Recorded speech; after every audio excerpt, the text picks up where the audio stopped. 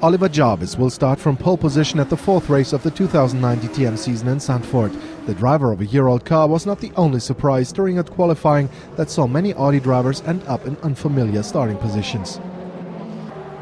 The first session, however, brought the end to the former Formula One star Ralf Schumacher, who was sent out late for the session and was then rammed by his fellow Mercedes-Benz driver Matthias Lauda, who was penalized for his offense. Schumacher will start from P18, Lauda from the last position. We went out a little bit too late for the session. Our timing was not perfect, but there was a lot of traffic in the pit lane while we were looking for an open slot. Q2 was the last session for the top three of last year's Zandvoort race. 2008 winner Matthias Ekström will only start from 9th place. The third of last year, Tom Christensen, will start next to him from P10. And Timo Scheider, who was hit by his fellow Audi driver Catherine Legg in the pit lane, will start from P11.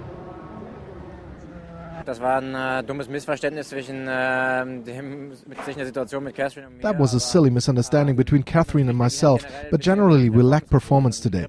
We had problems with the grip and the setup in general, and that is enough to be an also ran in the DTM. It's very frustrating to see all four 2009 Audi in that position, almost a catastrophe. We really had great plans. Katastrophe würde ich fast sagen, denn wir haben uns hier richtig viel ausgemalt. The list of the week 2009 Audi continued with Martin Tomczyk. In front of his girlfriend and DTM TV reporter Christina Sucher, he ended up in P8. Ja, die Top-4-Piloten haben sicherlich nicht die Performance bringen können, wie wir uns erwartet haben. Top 4 pilots definitely didn't perform the way we had expected them to do. And I'm convinced that we have the possibility to perform according to our potential. But our timing was off, as was the coordination between ourselves. We will look at things and find a good strategy to make the best out of our grid positions for tomorrow. Paul Di Resta managed a better qualifying time than year-old car drivers Green and Bremar and ended up 5th. It is a better starting grid than at the Norris Ring. We won there, so we like our chances. We are in the first row with our rivals further back. But this is only qualifying and everything can happen in a race. I'll never underestimate the Audis. 2-year-old Audi and two 2009 Mercedes-Benz competed in the fourth session, and Oliver Jarvis, who was the fastest driver in the practice session, again left everyone behind him. The first pole position for a year-old car in the DTM.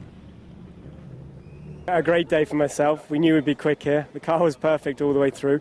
A difficult qualifying session. The weather was changing all the way through it. But to come away with pole position in a year-old car as well, it's a fantastic result. The winner at the Eurospeedway, Gary Paffett, is next to him in the first row.